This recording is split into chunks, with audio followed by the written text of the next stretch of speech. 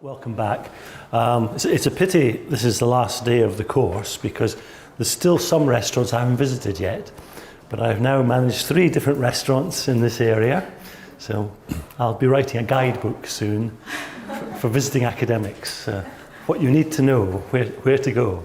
Actually, I've been to 4. The other one was a bit further away, wasn't it? Good.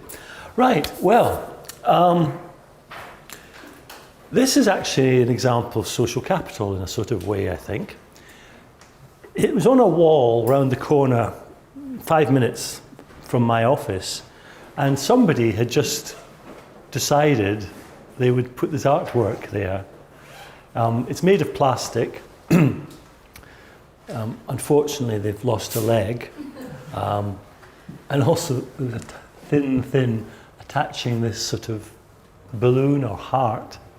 And so for me, this to some extent summarizes the challenge of high-cost medicines. We want to hold on to our money, not because we just love money and want to count it and live with it. That money we use for other things. So we are worried about the cost of healthcare. But we also want to hold on to, well, the heart can be anything. It can be our health, or it could almost be our humanity. And our humanity says we should be caring for other people. And so what happens if you've got people with a serious condition, that you've got a drug that could help treat that condition, but the drug's expensive? How do you get pulled in different directions? You're worried about the cost, but you want to hold on to the health and everything else. So that's where this character comes from. As you can see, I spend all my spare time walking the streets looking for photo opportunities for lectures. One part of my waking, my attention is looking for these things. One I found in Japan, which I think is a rather interesting one on information and public health, is outside of police stations where they record accidents. I think it's in the last 24 hours. And also, I don't know if the red is a fatality or just a serious injury, but you've got the number of accidents and the number of injuries, which I find it's interesting. It's a sort of quite a low-cost public health intervention. We were just discussing about, are all interventions expensive, and maybe that's fairly cheap. Of course, what you could do is set up a trial. So in some areas you don't show the information, in other areas you do show it, and then try and establish if there's a link to accidents. But anyway, that's another topic. Right, so facing the challenge of high-cost medicines. And remember the link from this morning. If you're not going to leave it to the marketplace, you've got to have some sort of mechanism for making these decisions about which medicines will be adopted, which won't be. Now, of course, you could have processes or procedures which don't involve any economics. And historically, a lot of decisions in healthcare haven't involved economics. Historically, they haven't even involved evidence. Whichever man in the room has got the greyest hair, or shouts loudest, I'm being a little bit cynical here, but committees, seniority and deference to seniority. It's taken years for evidence-based medicine to try and replace that, I think. And in more recent years, as well as evidence-based medicine, I think we must look at both clinical effectiveness and cost effectiveness. So that's what I'm going to talk about now. This won't come as news to you. New medicines are generally costly. And over time, that cost is increasing. Naturally, patients and clinicians want access to these new medicines. Clinicians want to do the best for their patients, I assume. The patients will almost try anything, if the condition's serious, will almost try anything to get some relief of it. The pharmaceutical industry and those governments involved in decision making over new drugs are quite keen to get more rapid decisions. For the industry, it's very clear that if you think you've got a good product and you're time limited in terms of patent protection, you want to get it out there. You want to get it used. After all, your job is to make money for your stockholders. Government, well, they want rapid decision making for many reasons. One, they don't want the media complaining. They don't want patient groups on television criticising the government. But more than that, the government also want to improve people's health. And you don't necessarily improve health by denying treatment. If you've got a good treatment that represents reasonable value for money as well, you want to get it out there quickly because there's people out there who could benefit. Why delay? And so we're seeing a push in recent years towards more rapid decision making. And the regulators have joined in. So FDA and EMA, I can't speak for Japan here, but it might be the same. The regulators in Europe and America are trying to speed up decision making. So they've introduced all sorts of new schemes where they give a sort of fast track approval to some particular drugs.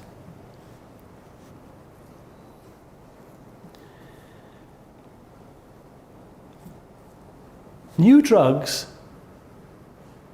sometimes it seems as if we have an expression in English, if you're waiting for a bus, it's always the case that you wait a long time, then 3 come along at the same time. And of course, you can only get on one of them. It's almost like that with drugs. You might, in some therapeutic areas, be waiting many years for a new drug, and then suddenly, in quick succession, you've got a series of drugs, treatments that have come along. Now this causes some real challenges for evaluation, which I'll be trying to highlight.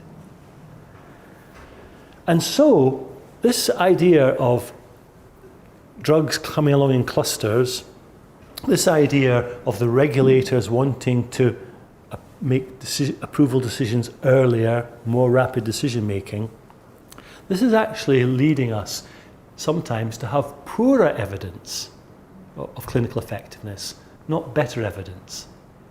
So we might be more ready to use evidence in our decision making, but paradoxically, in some of these clinical areas, we're getting poorer evidence because we're having to make a decision at an earlier and earlier stage about the merits of particular technologies. I like this table. It's from JAMA Oncology in 2015.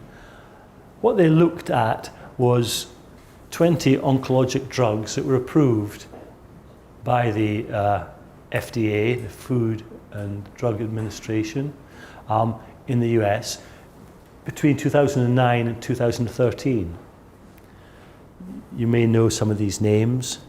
At one time or another, I've probably been trying to evaluate them all. This is the cost per year of treatment, these numbers. They are in US dollars, but by any standard, these are quite big numbers. Now, these are not, let me say, drugs for necessarily a very rare condition, for just a very small patient group. All right, the patient group may not be huge, but it's sizable numbers of patients, and these are really quite high costs. More than that, it appears, while the costs are going up, the benefit we're getting relative to that cost is declining. So this is a study actually in an economic journal for a change, and again looking at cancer drugs, again launched in the US. They identified 58 drugs launched in the US between 1995 and 2013. And they worked out what the relationship between additional cost was of these drugs and the additional benefit, just measured in terms of additional years of life. Now that, of course, is a narrow measure of benefit, but it's a measure of benefit. So they're looking at how much the healthcare insurers were having to pay to get additional years of life using these cancer therapies. And what they found was in 1995, it was about $54,000. By 2005, this had risen to $139,000, paying to get an additional year of life. And by 2013, it had gone to over $200,000. And so this is very clear evidence, at least in the area of cancer therapies, we're getting less and less for our money. With that newer therapies, they may be improving health, but the amount we're having to pay for each unit of improvement, measuring it here as years of life, the amount we're having to pay is going up and up. In this paper, it's quite interesting. They argue there's quite strong incentives to set high prices. And it's partly to do with something in economics called elasticity of demand. I won't go into elasticity of demand, but basically, in the US, there's relatively little resistance to high prices for new drugs. There's a number of reasons for this, but I won't go into that. By contrast, in Europe, there is quite a lot of resistance to paying the high prices, and so these authors actually suggest the high prices in the United States are to some extent due to the less high, but still high, prices in Europe. So the manufacturer is essentially charging what they can in the different markets. And so the data I've just shown you in these two tables is very much US prices. Prices in Japan will typically be less, and prices in Europe will typically be less. But the phenomenon of high-cost drugs and getting less benefit for our money, that's global. A number of justifications have been suggested for high drug prices, and the main one that the industry emphasize is the high cost of research and development. And just as we were walking up the road from lunch, we were talking about, is it $1 billion per new drug? Is it $3 billion? What is the number? So the manufacturers would argue it's getting increasingly expensive to develop these drugs. That's why we have to charge high prices. They would also argue that there are benefits to patients still, and maybe these benefits are particularly valuable in patients where we can't do much for them just now, so just to be able to do something has a particular sort of extra value. The other argument that's put forward by the industry is that market forces, we were talking about that earlier today, demand and supply, will settle prices to reasonable levels. So the idea here is a new drug will arrive, there'll be a high price, but quite quickly other drugs come along and the price comes down. And there is some evidence of this, but it's not nearly as marked as you might imagine. And the final argument they use is if you control price, you stifle innovation. Now, that does sound really threatening, because if we control prices, we're going to get less innovation, we get fewer new drugs, it's almost as if medicine stops advancing.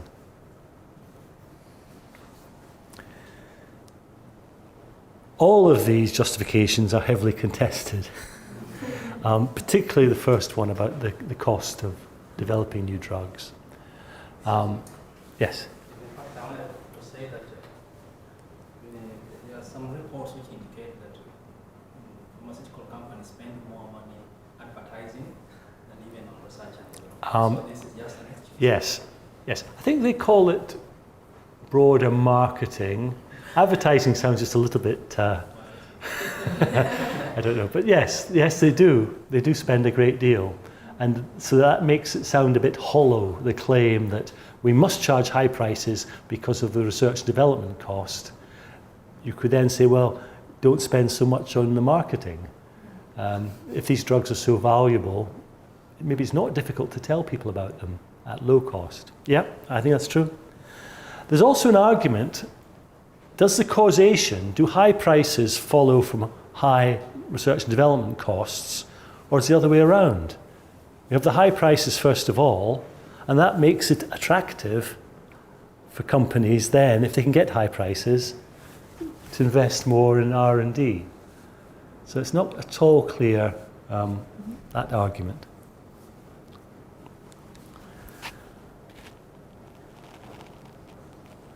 There are a few reasons why, specifically in the US, prices might be high. For example, Medicare, that's the federal program that provides healthcare to the elderly. Medicare are obliged, in most areas of healthcare, are obliged to purchase the drugs. There's a set discount, but not a very high one, and they can't negotiate the price. The price is the price for them. Now, in that sort of situation, it's quite a strong incentive for the manufacturer to set high prices. It's also the case in many states in the US. The insurance coverage must include these cancer treatments.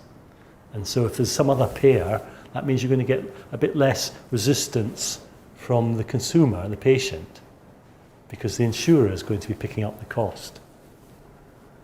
And the other argument is that the Affordable Care Act was successful. I don't know if I can say this. I hope Donald Trump won't catch this lecture in a few months' time and he'll start tweeting about me. But Affordable Care Act seems to be quite successful in bringing many million more patients into the protected area of insured coverage. And of course that adds to demand. And with added demand, that drives higher prices. Interestingly, in this article, Ramsey in Health Affairs, he suggests that a really important reason for higher prices is that the cost of genome sequencing has gone down. I think, well, if the cost of genome sequencing has gone down, doesn't that reduce the costs of development? And his argument is that it's making it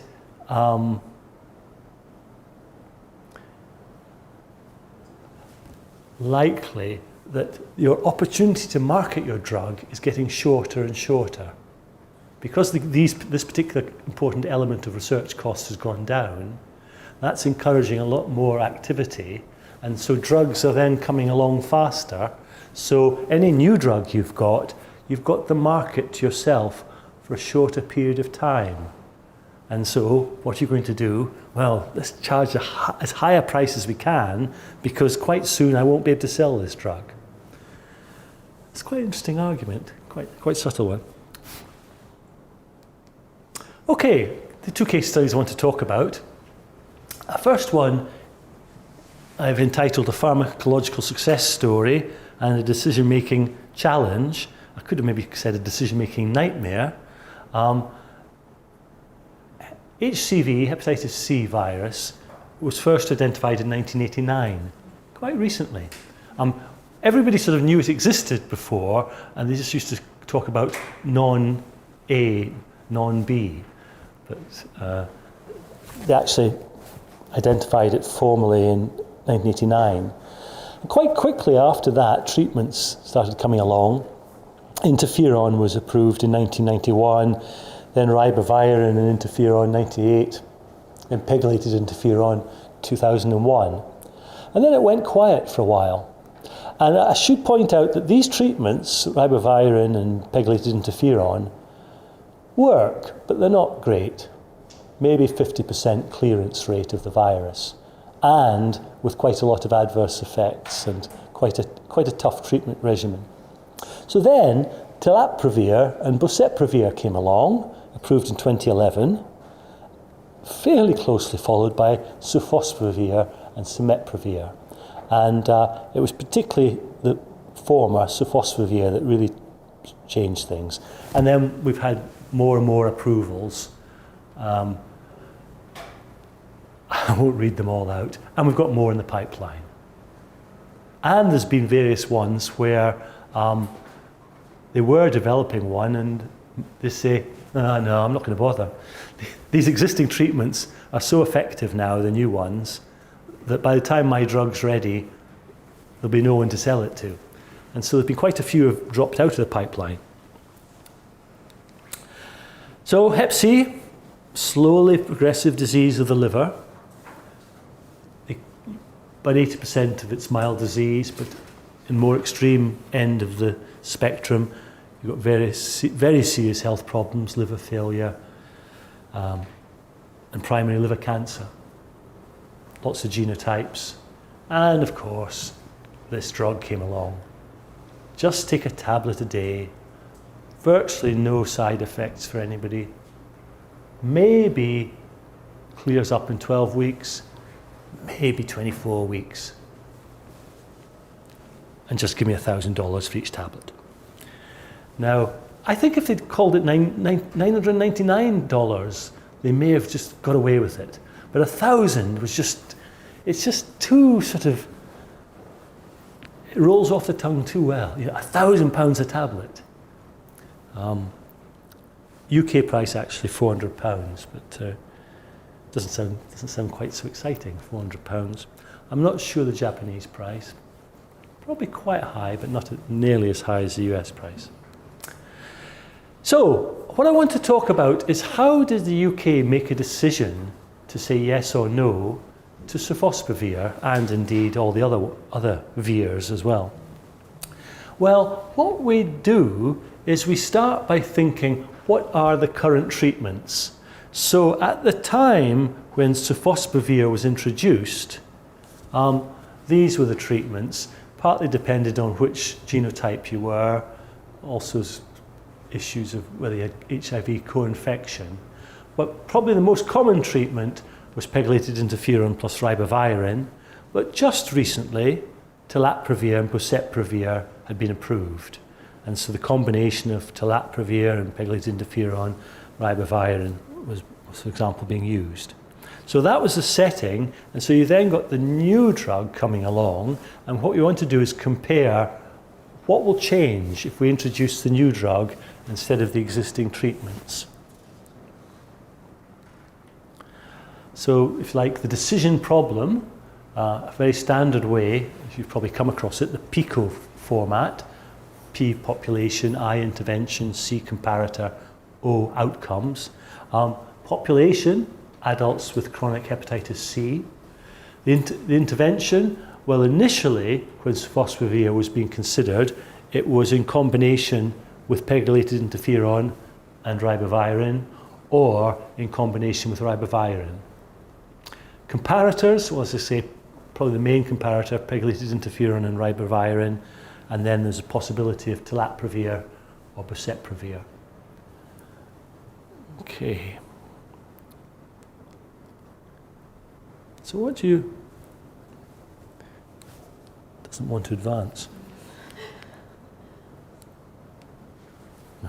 So what do? We're trying to calculate cost effectiveness. And this is a measure, if you like, of value for money. What are we getting in health terms, improved health, for the money spent? And the heart of this is to calculate something called the incremental cost effectiveness ratio, or abbreviated to the ICER, incremental cost effectiveness ratio. And so in this case, the incremental cost effectiveness ratio is the cost of the new treatment. So SPR would be sofosbuvir, pegylated interferon and ribavirin, less the cost of existing treatment, pegylated interferon and ribavirin. And in the bottom line is the difference, the health gain or change in health. The QALYs that we expect with sofosbuvir, pegylated interferon and ribavirin, minus the QALYs we would have expected if we just used pegylated interferon and ribavirin. So in the top line we've got the change in cost, which we anticipate will be an increase, and the bottom line we've got the change in QALYs, or our measure of health improvement. So how do we calculate QALYs? Well, QALYs are estimated by weighting the time patients will spend in different health states. So in this condition, for example, patients move through different health states as the disease progresses. They spend a certain amount of time in each health state. And we weight the time they spend in these health states. We're weighting it by a measure of their health status. The idea being that it's better to be in a mild health state than a more severe health state. And we want the weight to reflect that. To calculate the costs, well, the cost is a combination of the cost of treatment, so that's the sofosbuvir, pegylated interferon, ribavirin, but also the costs associated with being in any particular health state. So these patients, they don't just get treated, but over time they're going to be in different health states and they're going to get all sorts of other treatments as well. We want to capture that as well. So what we need is a model to predict what will happen to patients with current treatment and compare it with what will happen with the new treatment. And this was a model that was used and has been used, a similar one, in most of the other studies. So let me explain this. This is going to be, well, it's a cohort model, or a Markov model. We're imagining a cohort of individuals. For example, suppose you've got 1,000 individuals who start in this state here. They're not cirrhotic, so the disease is in an early stage, but they are HCV positive. Okay? Now, if you're able to clear the virus, you move them into this health state, SVR, sustained viral response.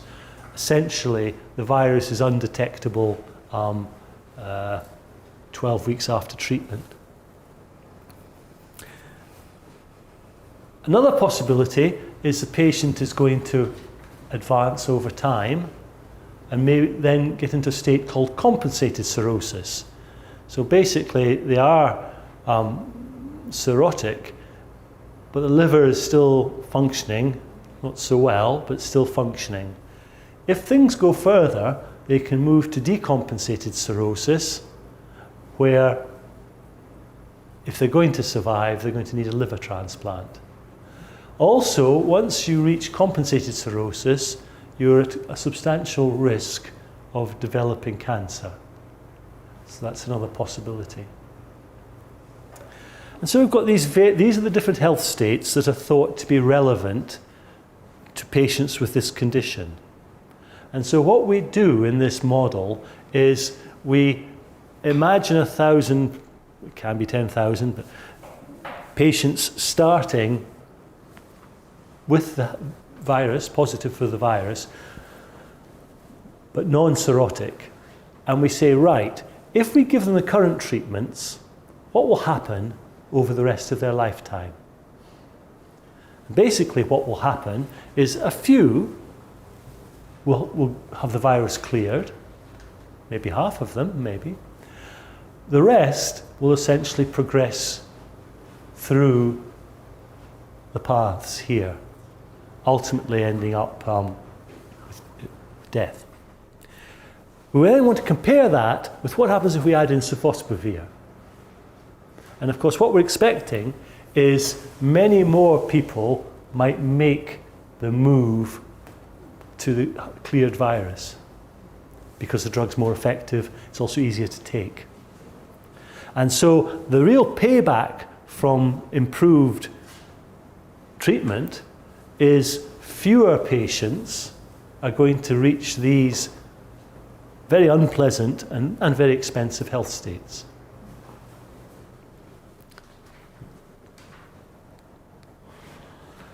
So, to run a model like this, we need what are called transition probabilities. This is simply telling us at what rate do people move from one health state to another.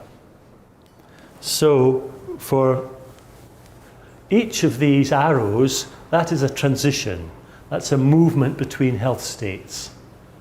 And the arrow back in itself means that you started in the health state, and then after a time period, you're still in that health state. Okay? And so what we're expecting in particular is the new treatment should increase this transition clearance of the virus. And of course, if that happens, there's then fewer patients available to come through to these more severe health states. So for all of these arrows, we need a number, a transition probability, somewhere between 0 and 1. 0 means the transition can't happen. 1 means you are guaranteed in the next time period to move. So it's somewhere between 0 and 1. And for the clearance of the virus, data came from the sofosbuvir trials, and they're fairly small trials, sometimes single-arm trials, sometimes against an active comparator, and they were relatively small trials. Also, there was data from historical controls. So we had quite a good idea from previously what happens to untreated patients, because a lot of patients weren't thought suitable for interferon and ribavirin because it's a difficult one to take. So those studies provided some of the data, but there's a whole series of transitions here where any trial's not going to capture these because these are going to be largely future events. So for the trial, you may get data on some of these transitions, but for these more future events, you're going to have to go to the literature to get estimates. And so that's the case here. Is this all blindingly obvious? Do stop me or whatever if you want any clarification. Okay, I push on. So, drug costs. These were the costs for England. And so we've got the sofosbuvir or the telaprevir or the boceprevir. These treatments had particular costs. Costs of pegylated interferon, nice and cheap, just unfortunately doesn't work very well. Ribavirin even cheaper. And so we're interested in the total drug costs. And so as you can see, adding in sofosbuvir, if you were successful in treating in 12 weeks, the drug cost's not too bad compared to, say, some other existing practice. A bit more expensive, but it doesn't look too bad. In the event that you have to go out to 24 weeks treatment, it's rather higher. But just the context was this: most patients, if they were getting treated, were probably in this sort of category previously. Pegylated interferon ribavirin cost about 10,000. And so now, almost overnight, the NHS is facing the prospect of not spending 10,000 on the treatment, but 37, 35, or maybe even 70,000 on the treatment. And this picture of a rapid change in expenditure repeated itself all around the world. And so there's not a single country didn't face a bit of a problem with that such an abrupt increase in potential expenditure. That was the treatment costs. There's also, as I said, health state costs. So just being in different health states has a cost. F0 to F3 and F4, these are measures of how much damage the liver has incurred, measures of fibrosis. If you get to needing a transplant, that's pretty expensive. Living with decompensated cirrhosis, quite expensive as well. Notice these costs are coming from the literature and are quite old estimates. 2006, 2001. Now all they did was then adjust them for inflation, but to what extent are these costs likely to be relevant in 2014 or something like that?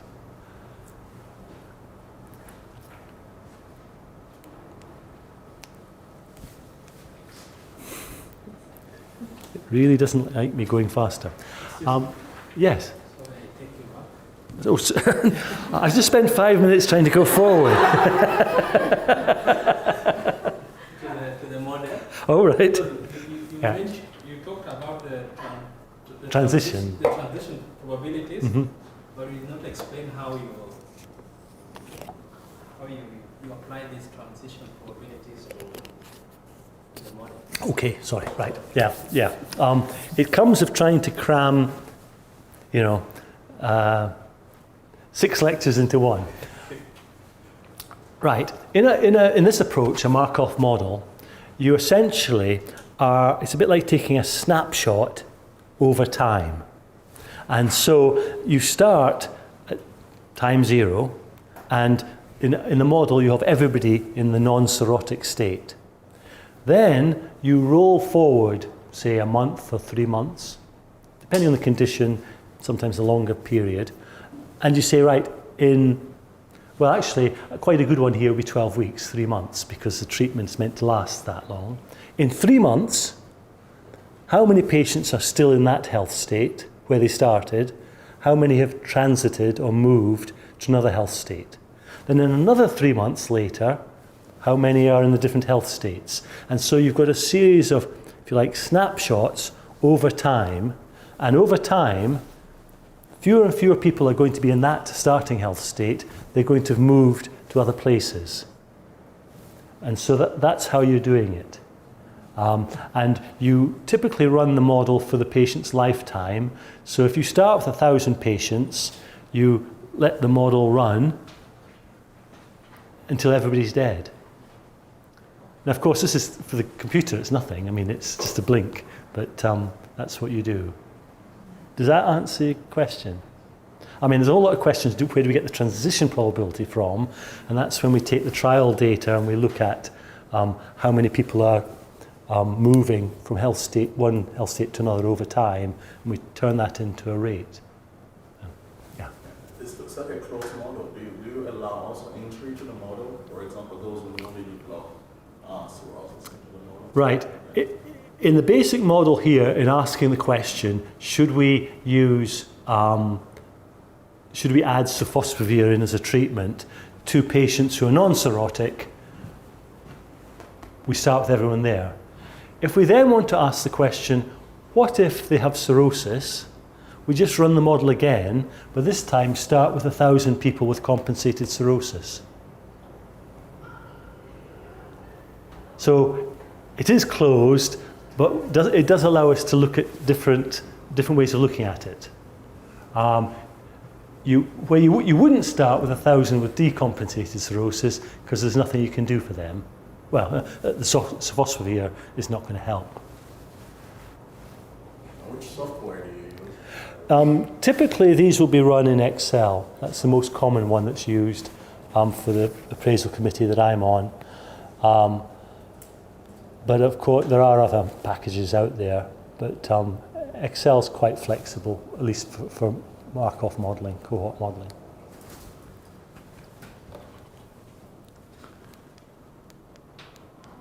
Oh yes, sorry. So that model is static model or dynamic model? It's in the context of infectious disease, which of course hepatitis C is, it's fair to say this is a static model, not dynamic. Now, by that, we are not considering, or let's put it fair, the manufacturer who created the model, we then review the model and the results from it. The model is not considering prevention of transmission. Now, prevention of transmission may well be an important issue because a very large number of the people who are HCV positive in an English context are intravenous drug users, in which case they may well be more likely to transmit to other people than non-drug users because of sharing of needles and things like that.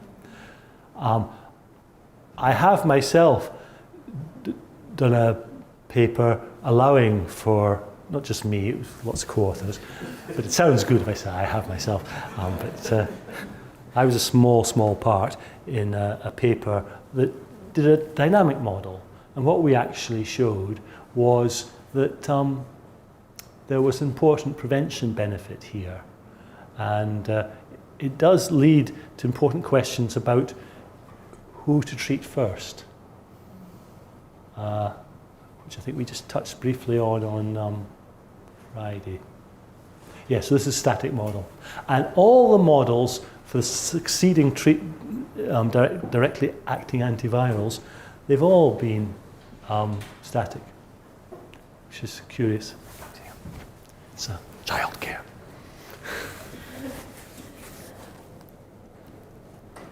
What? So, but in Excel, the dynamic model can also be built well in Excel? Or Excel's pretty flexible. You might want something more specialized. You might want a more specialized package.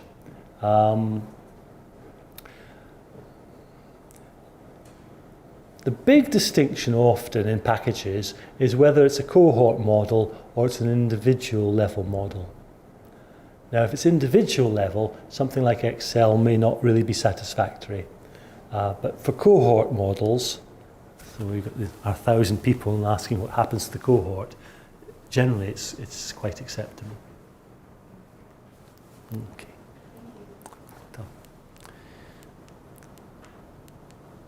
Health state utilities. These are how we weight the times people spend in different health states.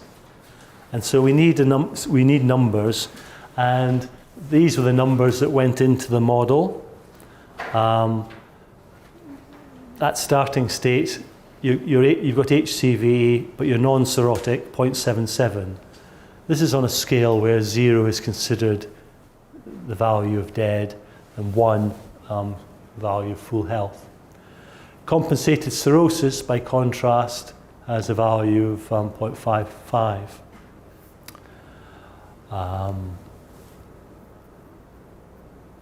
Yeah.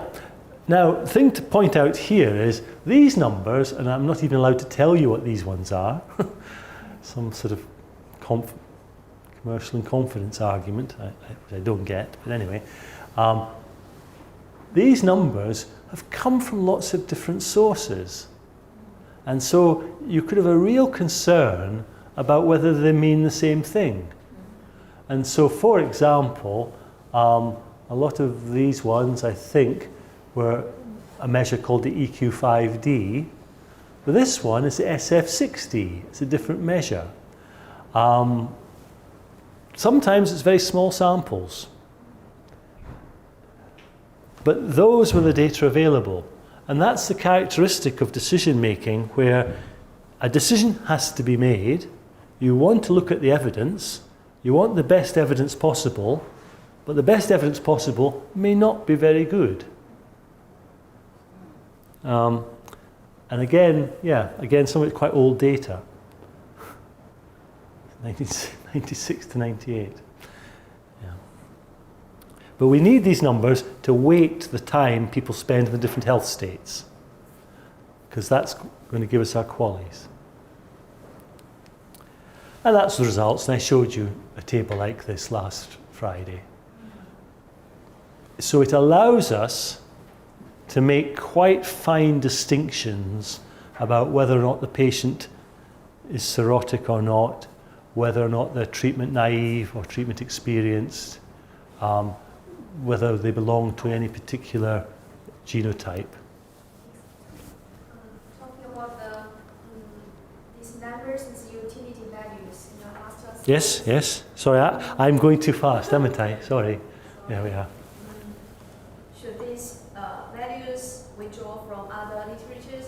So the first step is to do a systematic review or something. Right. Yes. I mean, at least in England, the methods guide for submissions for drugs to be appraised emphasizes the use of systematic review to try and identify the best possible evidence. There is a sort of hierarchy with respect to health state utility values. We tend to prefer to see values that come from the trial itself. So we're taking treatment effectiveness maybe from a trial or series of trials. If possible, we'd quite like to see the health state utility values, these weights, to come from the same trials. If that's not possible, they can come from the literature. And so it's then important to demonstrate that these values from the literature are the most appropriate ones to use. If that's not possible, there's something called mapping, where you can maybe predict values by using some other measure. But yes, so there's guidance, a methods guide that says this is how we would like it done, and gives alternatives if that's not possible. Excuse me. Yes. What happens when there is no such literature in doing the economic evaluation in Japanese literature? Okay. Where there is no evidence, as it were, you then fall back on things like expert opinion. And there's different ways of collecting expert opinion, but you could then try and get some consensus about what values should go into the model. That's not really very desirable, but in the absence of other evidence, it's probably the best you can do. And it still has the merit, at least, it's transparent. People can see what numbers went into the model and how they were obtained. Whereas if you don't do that, and you just ask people, should we recommend this or not, and they say yes or no, you don't know what their reasoning was. You don't know what information they've used to form their judgment. I just thought that the value of each utility may be different between Different countries. Yeah. Yes. Quite possibly. We do have EQ5D values for many different countries, about 26 different countries, one of which is Japan. So it's been scored or valued in a Japanese population. There are differences between countries, that's true. I had a public health MSc public health student I was supervising, and then she enjoyed the experience so much she decided to do a PhD with me. Sorry, a bit advertising there.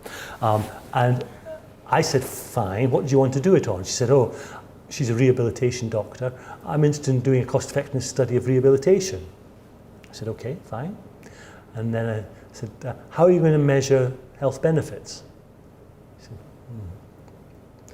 I'll think about that. She came back and said, well, actually, I think EQ5D looks quite a good measure. I said, okay, fine, yeah.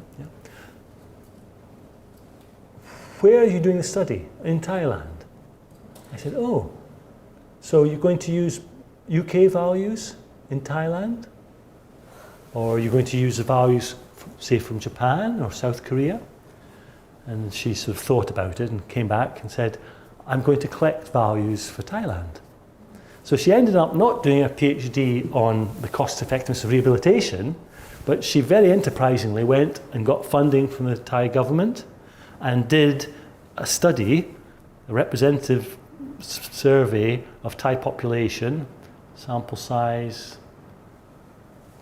about 1,300 I think, where she got them to value the EQ5D health states. And so she then got Thai values. And the funny thing was, when we compared the Thai values to the values for all the other countries, Japan, South Korea, etc., the country Thailand was closest to in scores was England. And so you could say, oh, she didn't really need to bother. But that would be a very negative way of looking at it. I mean, she was absolutely inspiring to sort of have the initiative and just make it happen. But as I say, it just so happened the values were similar to the English values. I put it down to them driving on the left-hand side of the road. That's what we do in England as well. No, I'm not serious. Well, we do. I'm not serious now. Yes. Speaking of EQ5D, Yes. there's another popular scales SF36, I think. Which one? Right. Choose the scales. Okay, I'll try and answer this question. I'm only looking. Yeah. Okay. It's one of my pet subjects, so it's irresistible not to answer your question. SF36 is short form 36. It comes from an original measure that had about 72 items. And so it's a general health measure. It's got different domains, and it's very widely used. It doesn't have any scoring system beyond if you answer yes or no, you're getting 1 or 0. You know, so you don't get there's no weighting involved, no preferences involved. EQ5D has identified how important different dimensions are. Mobility, pain and discomfort, anxiety and depression, ability to do usual activities. SF36, everything, as it were, counts the same. There's no weighting. And so for that reason, SF36 is not thought to be particularly suitable as a measure because it's missing that aspect. So another student of mine, although I was just an external advisor, for his thesis, he decided to come up with this SF6D. So taking the SF36 data and giving it weights, obtaining weights, and he ended up with the 6D, says 6 dimensions, and his SF6D, his name's John Brazier,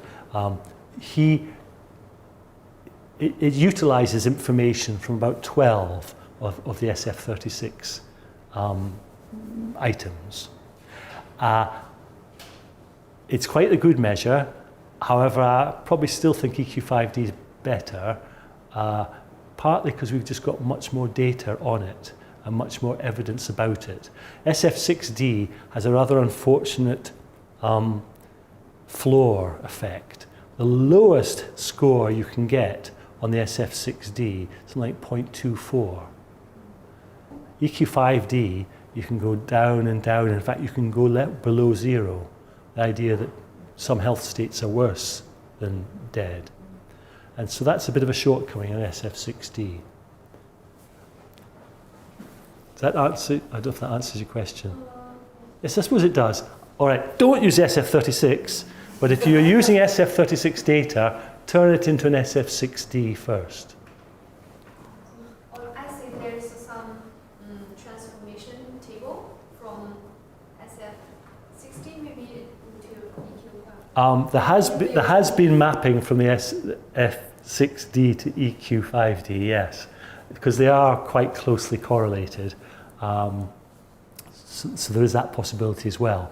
But of course, anytime you map, you're adding uncertainty because there's uncertainty about the relationship or the equation that you're mapping with.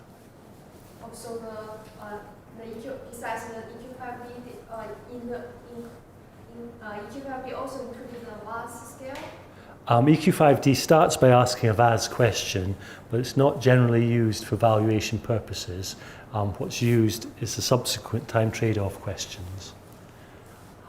I could speak for hours and hours without stopping on this subject, but I must not give in to that temptation. So yeah, so the point being, we then get some recommendations based on evidence of clinical effectiveness and on evidence of cost effectiveness. And in the English case, a positive recommendation from NICE is mandatory. The NHS must provide within 3 months these treatments. The red ones, if we don't recommend, it's then up to the NHS, but they usually don't provide it because they haven't got the resource. Okay, moving on. Second case study, maybe one case study would have been appropriate, but second case study. Oops.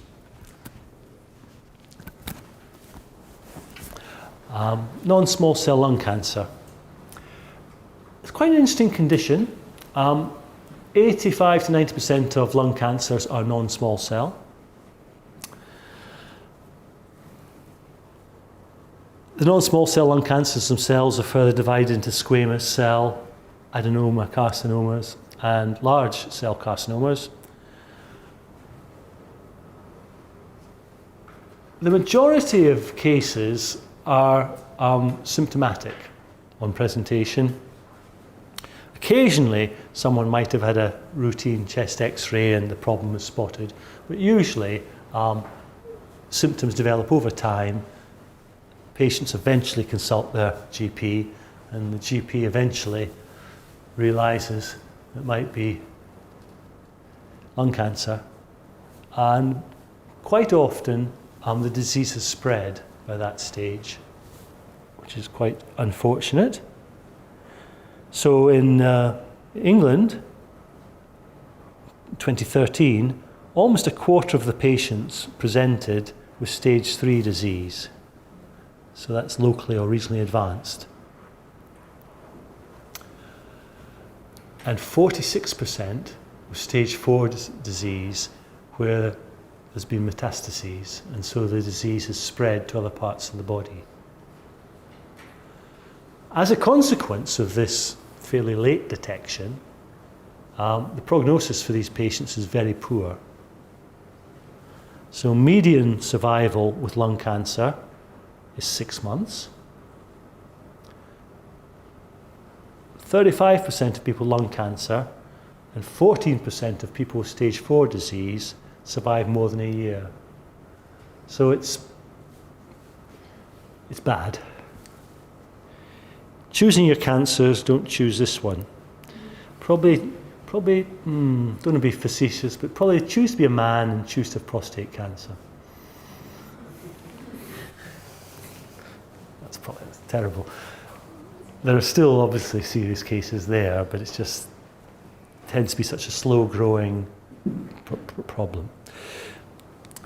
Okay, the good news for these patients is there's been a lot of therapeutic advance. And in particular, the rise of what are called targeted therapies.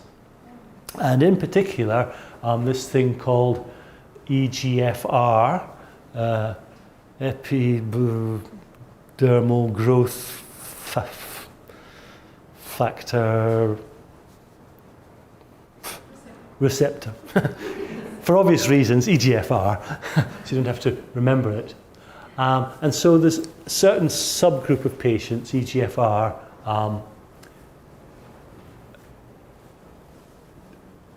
TK positive, who have a chance of responding to these new treatments. If you're not in this subgroup, you haven't really got much chance of getting benefit. And so these have been coming sort of thick and fast. Gefitinib, erlotinib, afatinib, nesitumumab, and osimertinib. So there's a lot happening there. There's another subgroup, and they're almost not overlapping at all. These are ALK positive, I think it's aplastic lymphoma kinase inhibitors, ALK positive, and we've got these treatments coming along, crizotinib, ceritinib, alectinib, and there's also distinction whether you can use it in untreated patients or whether it will work with previously treated patients. And if that's not enough, even more recently, we've got what are called immunotherapies, and in this particular case, PD-1 or PD-L1 inhibitors. Now, these are creating, the previous drugs are creating a lot of interest because they're targeted.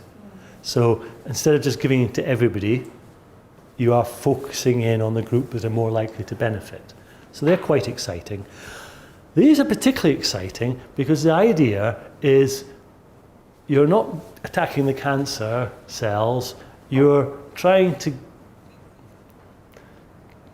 right word, almost reprogram the immune system, the body's own defenses to recognize the cancer cells and to kill them. PD is programmed cell death.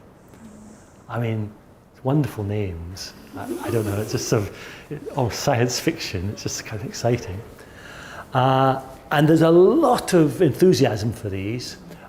These are the main ones, these are the ones with respect to non-small cell lung cancer. Pembrolizumab, it's also finding use with metastatic melanoma. Nivolumab, which has recently been getting approval all over the place in terms of different cancers, but non-small cell lung cancer is one of the early ones. And just coming along now is this other one, atezolizumab. And no doubt in the drug pipeline there'll be other ones still.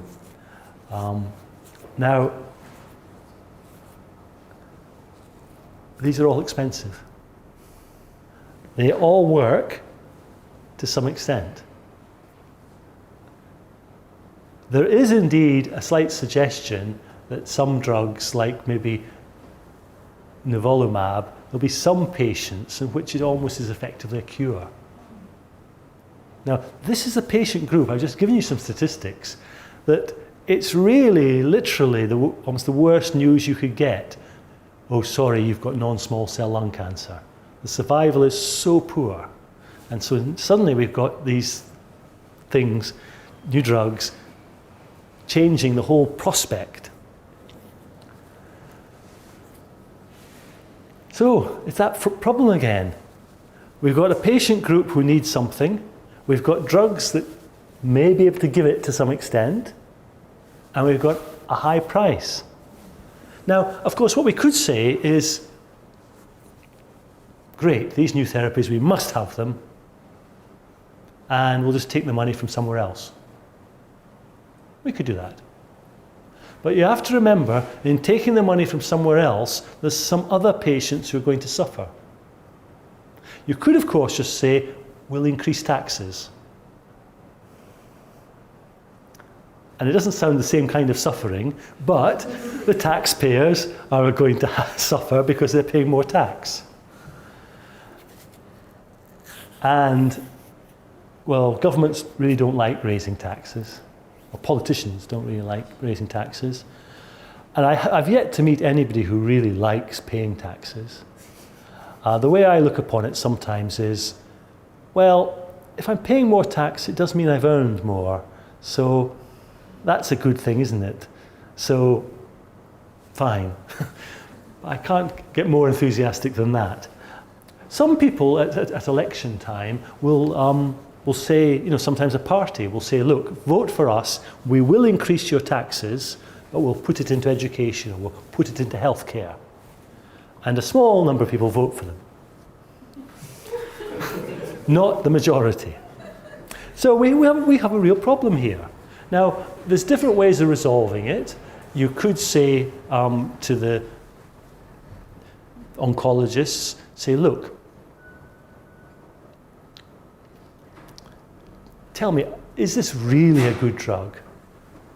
And if they say yes, we need it, you can say, right, we're going to buy it. That'd be one way of making decisions. Another way of making decisions is to say, okay, we'll set up a sort of committee structure, we'll request evidence, and we'll give you guidance as to how you put your evidence together. Evidence on clinical effectiveness, evidence on cost effectiveness. We'll carefully review the evidence. We'll have witnesses and ask them questions. We'll then discuss among ourselves, should we or shouldn't we recommend this drug?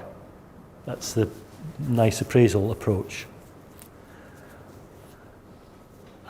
I think that approach is better. I think that's a better way of doing things.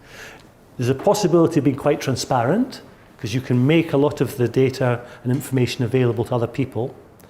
The meetings are open to the public, so in principle people can sit and listen to part of the meeting.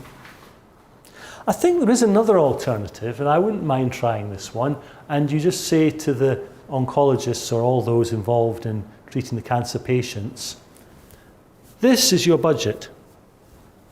We're not going to change it. Tell me, how do you want to spend it? Do you want to spend more of it on pembrolizumab and nivolumab, or do you want to provide more palliative services? Or do you want to provide more detection services? Do you want to invest in more screening for early detection? Doesn't get rid of the problem, but this group might then be quite good at seeing the opportunity cost. But right now that's not the system in any country I know, and so basically clinical groups, anything new, they typically want it. Because they're not paying the price. It's elsewhere in the health service the price is being paid. Okay, so that's the problem. So what's been happening? Well, it's back to the same idea again. Identify the different health states that might be relevant, and then construct a model to predict how long patients will spend in different health states. And then you're going to run your model for existing treatments, run your model with the new treatment, and you're going to compare them. And so almost all the drugs I've just shown you in the last 3 slides have been evaluated using a model which distinguishes progression-free and progressed disease. Some of them have additional progression-free states. For example, progression-free on treatment, progression-free off treatment. The models have all to date been something called a partition survival model. I'll explain that to you in a second. And they've had a wide range of cycles. So 1 week up to 1 month, and time horizon 5, 6 years up to 25 years. So the cycle is that period at which you take a snapshot. Where are the patients just now? And then 1 week later, where are they? Now in this condition, things can move fast enough that in 1 week, things change. There are other conditions, rheumatoid arthritis or something, where a weekly cycle would just be too short. Nothing would be happening.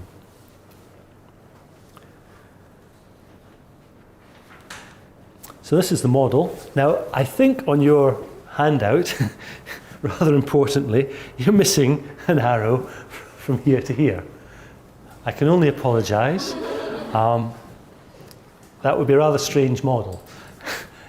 So the idea again is, so we start our patients progression-free, and over time they could stay progression-free, that's this arrow here, or they could progress or possibly die. If they progress, for a period of time they can remain progressed and then in due course die. And that really simple model has been used in about 80% of the evaluations of those drugs I showed you. The only variations have really been to distinguish additional progression-free states. As I say, one where you're still on treatment, another where you've maybe stopped treatment but you haven't progressed.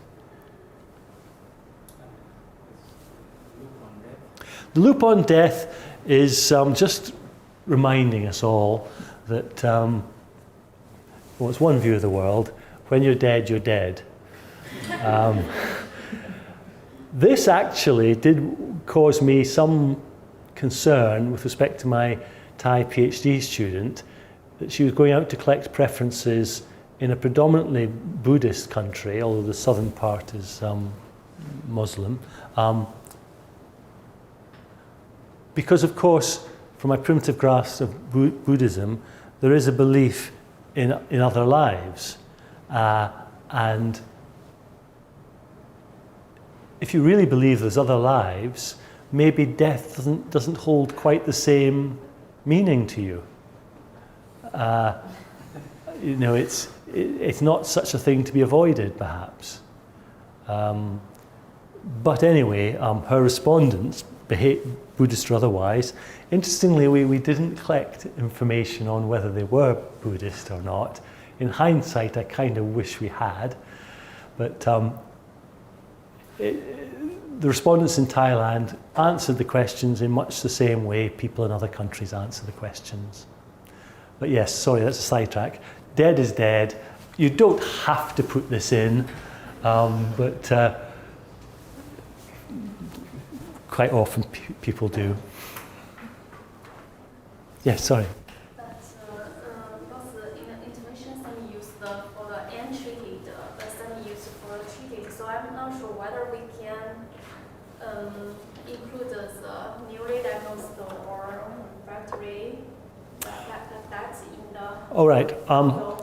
This basic model has been the one that's been used again and again, depending on what line of treatment you're considering introducing the drug.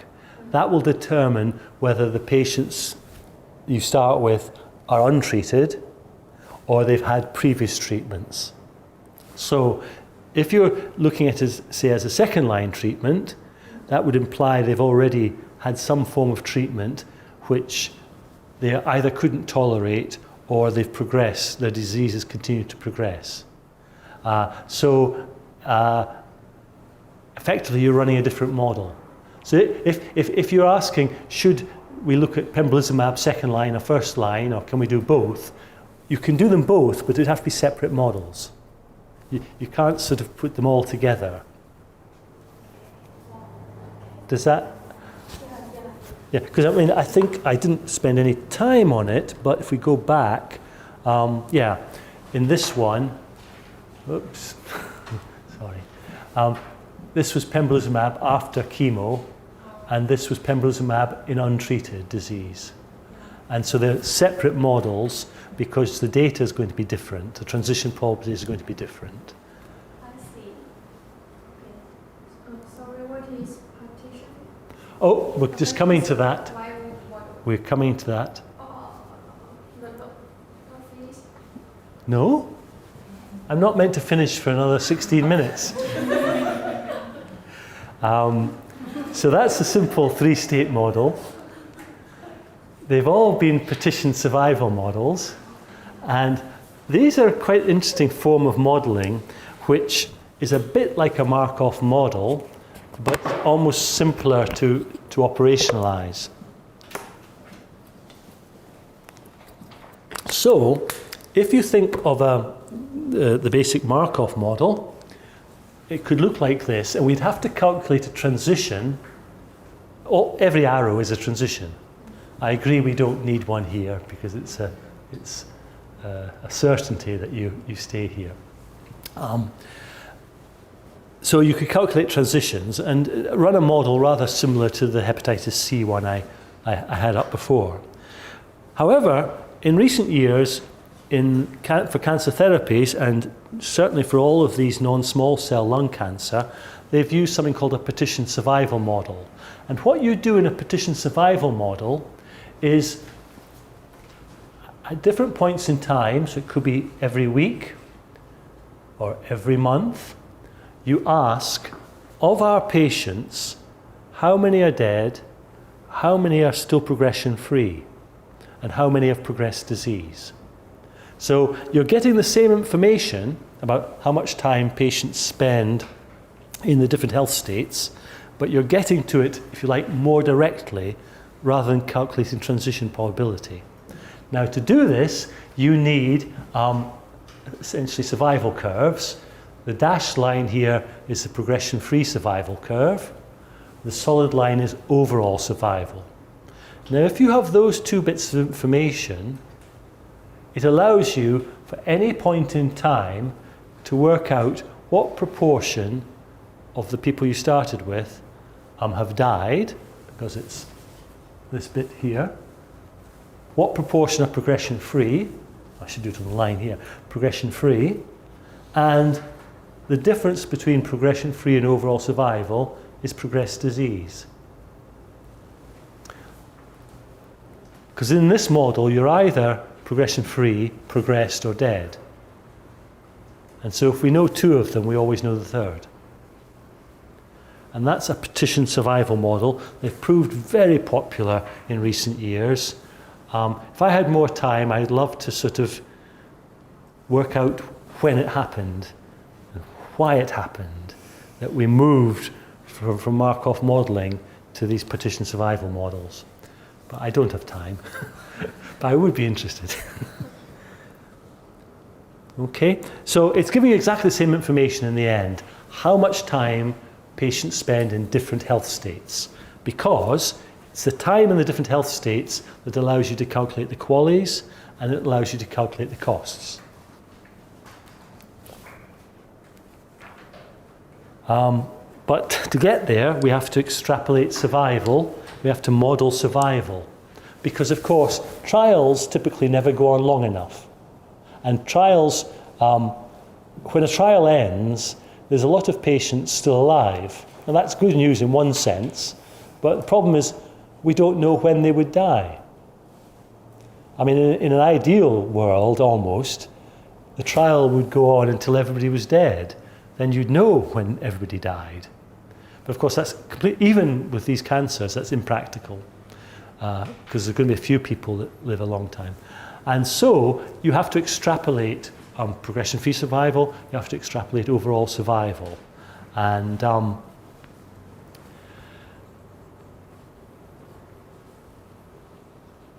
that is quite a challenge sometimes. But it's important to do it to distinguish between these progression-free and progressed health states, because the costs will vary. For a lot of these drugs, you stop the treatment on progression. And so you need to work out how long people are progression-free and therefore still getting treatment. It's also the case that the health state utility value, the score or the weight being attached to progressed disease, is lower than the weight attached to progression-free.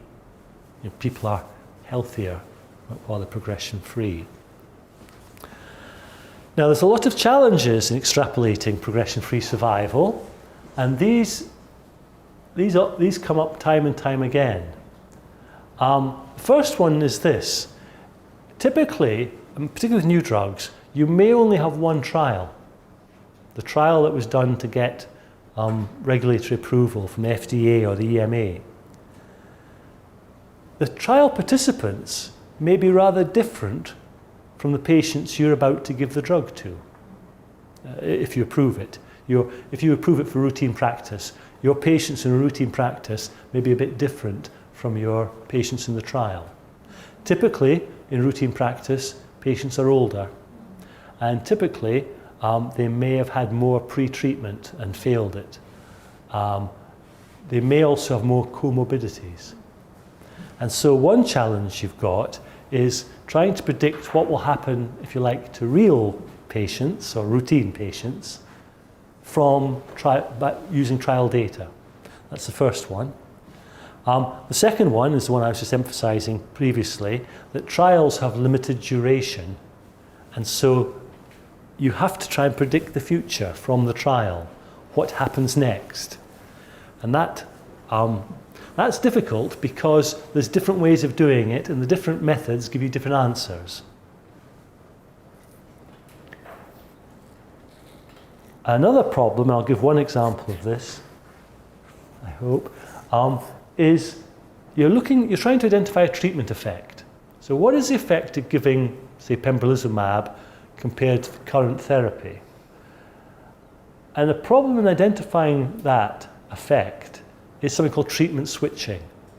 Patients under the current therapy or in the control arm, if they progress, may well switch to pembrolizumab. And so essentially, that muddies the water because you're no longer getting a very clear picture of the treatment effect. There's things you can do, but it's another problem. A final problem, as if there weren't enough, is often you haven't got trial data comparing your treatments of interest. So you might be interested in comparing A with B, but you've only got data A with C and B with C. And so you have to make an indirect treatment comparison. I'll give an example of that in a second. Right, extrapolation of survival. This is a lecture in itself. There's lots of different methods, but essentially you're fitting different statistical functions. Some of the most widely used, exponential, gamma, Gompertz, log logistic, log normal, Weibull. Increasingly being used something called fractional polynomials and occasionally spline models. Now, you don't need to know all these. All you need to know is they'll give different answers. And then you have to think about the circumstance in which this evidence is being presented. A manufacturer who wants to sell their drug is producing evidence about how well their drug works. Now, depending on which method they use, they can make their drug look better or worse. And so this is a challenge, because you then, as a committee, have to decide, have they used an appropriate model, or are they trying to, in some way, I was going to use the word manipulate, I don't know if that's the right word. Are they in some way making their drug look better than it perhaps really is? Everything starts usually with the Kaplan-Meier data. I don't know if you've maybe come across Kaplan-Meier data. That's what's usually reported in a trial. And then you're trying to fit curves to those data. There's a lot of issues. Are there proportional hazards or not? We just can't go there. Just there's an issue. Treatment switching. I find this a fascinating one, and it's a really challenging one as to what to do about it. Quite often patients are allowed to switch from one treatment to another after disease progression. Now, the estimates of progression-free survival won't be affected. That's fine. But it's going to lead probably to an underestimate of the difference in overall survival, because you've got patients who get the new treatment, but they just get it after the current treatment. And so that's going to close the gap in the survival curves. So you're no longer getting a good estimate of overall survival. So that's a challenge, but there's things we can be done. Here's an example. This was crizotinib. So this was just a few months ago, or last year actually. Crizotinib for previously treated ALK-positive cancer. 87% of the control arm in the main trial, profile 1007, 87% crossed over to crizotinib. And if you didn't adjust the hazard ratio, so you didn't allow for crossover, the estimated hazard ratio was 0.854, with a confidence interval actually quite either side of 1. If you adjusted for crossover, if you recognise that 87% of the control arm subsequently got crizotinib and adjusted for that, you get a new hazard ratio of 0.38, and it is statistically significant. So it's a very real problem. But the challenge again is there's different ways of adjusting for crossover, and some will make a bigger adjustment than others. Which is right? And then, is it finally? No, probably not. Indirect treatment comparison. So this was a case of nivolumab, and we wanted to see a comparison of nivolumab against nintedanib and docetaxel, and possibly nivolumab against best supportive care. But the trial we had, called Checkmate 57 was nivolumab against docetaxel. So you're forced to identify a network of treatments, and by being able to compare the nivolumab docetaxel treatment effect, we could compare it with the nintedanib docetaxel against docetaxel treatment effect. Now that sounds so straightforward, but that will only work well if the patients in the docetaxel arm of Checkmate 57 are similar to the patients in the docetaxel arm of this thing called LUM-Lung 1, another trial. And frequently, they aren't similar. And so it's a real challenge. Then you've got to estimate your quality adjusted life years. This is, I can skip this quite quickly because we've had questions, I've answered some of them on this. There's different ways of making the adjustment. There's EQ5D, there's SF6D, there's do you use a value from the trial or do you use something in the literature? Or might you possibly map? And again, they'll give you different answers. These are just examples, you don't need this, but these are the range of values. Remember where it's progression-free or progressed disease. It's the same health state again and again in all of these, but the numbers vary quite a lot. And they vary quite a lot sometimes because it's a different measure being used, but sometimes it's the same measure, but it comes from a different trial. And so which is the right answer? You know, is there a right answer? Then you've got to compare costs. That was just to get your qualities. You've got to compare costs.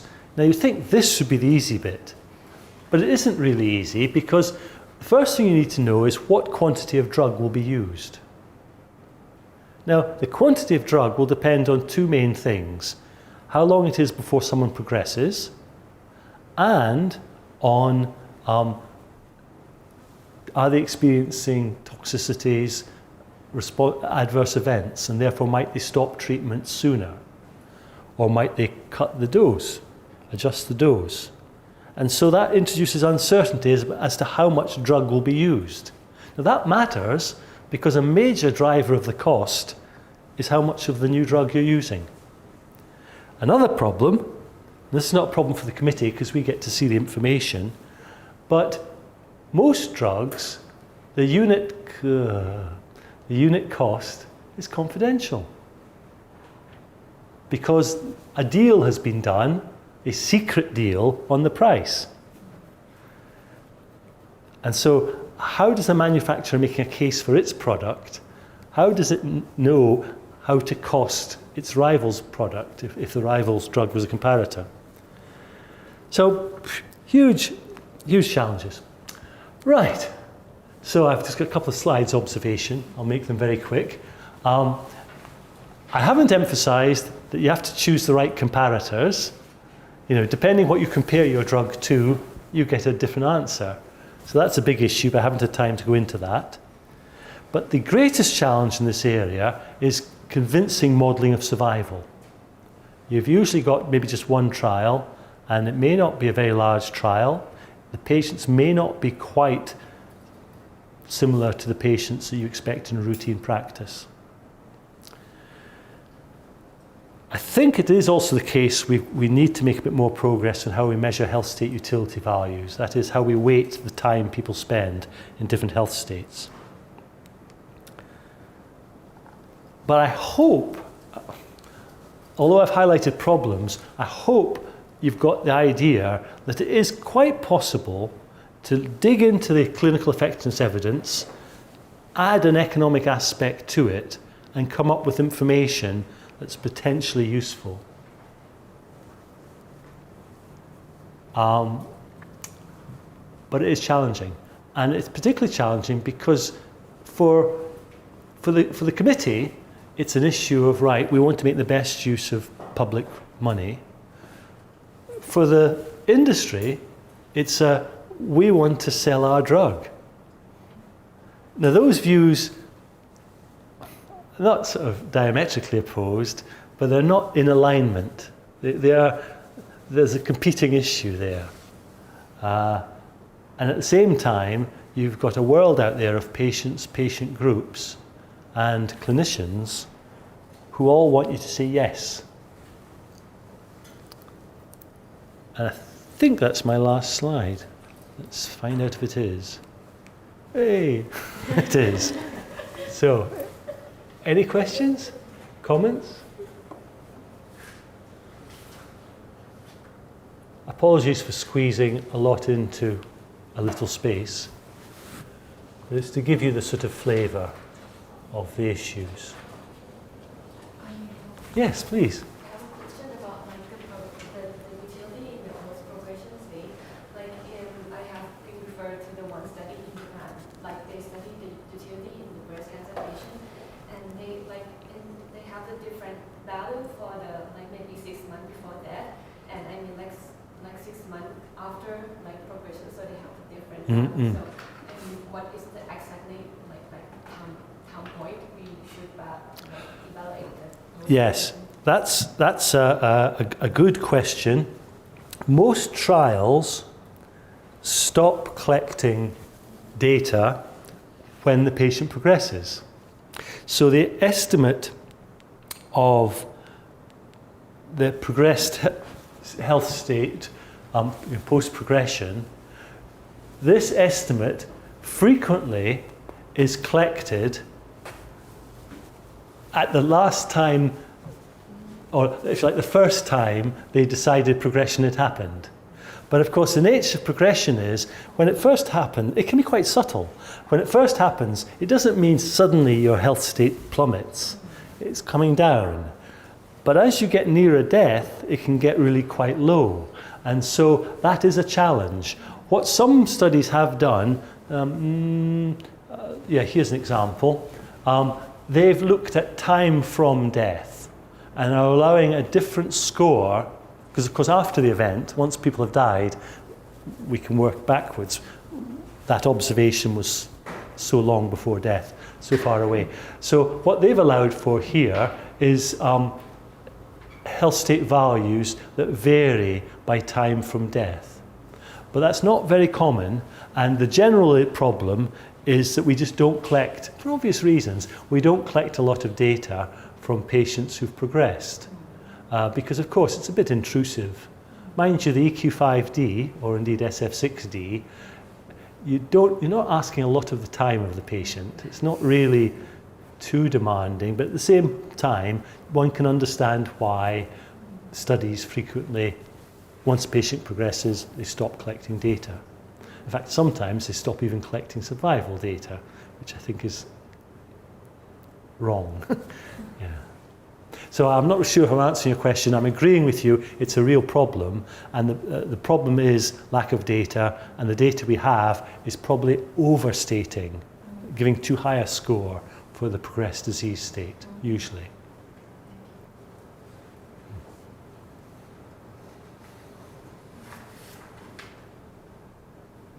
Yes? In the UK, patient access schemes are provided for only cancer drugs or other drugs as well? Other drugs as well. A patient access scheme is a sort of, usually a price cut, or something that's effectively a price cut.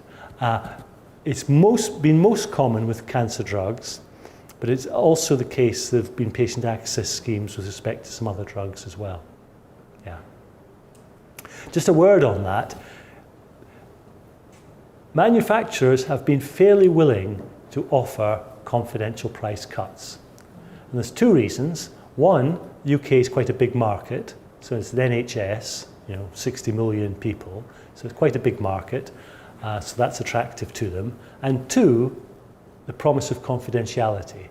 Because if the price remains confidential, the only price that people know about outside of the inner circle, as it were, is what's called the list price, the official headline price. And quite a few countries practice, and certainly Japan was doing so, I'm not sure if it's still doing, a sort of form of reference pricing where you look at prices elsewhere, and that is part of sometimes a formula which helps you set a price. And of course, it's in the manufacturer's interest that countries are using high prices as the reference and not the actual confidential discounted price.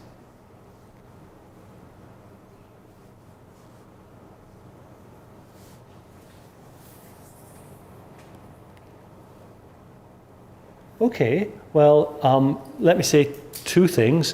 One, you may have thoughts or ideas or something after the event. All these lectures had my email address at the start of them, so do feel free to contact me. I will respond. I can't say it'll be helpful or what. That's the one thing I wanted to say. The second thing I wanted to say was to thank you for your attentiveness and your willingness to ask questions and engage in a discussion and make comments. Because I said this right at the outset, I think, I do realise, one, it's just tiring to sit listening to people. It is. It's incredibly tiring. And the second one is, for some of you, or maybe all of you, I don't know, but certainly most of you, English, of course, is not a first language, which makes it doubly tiring.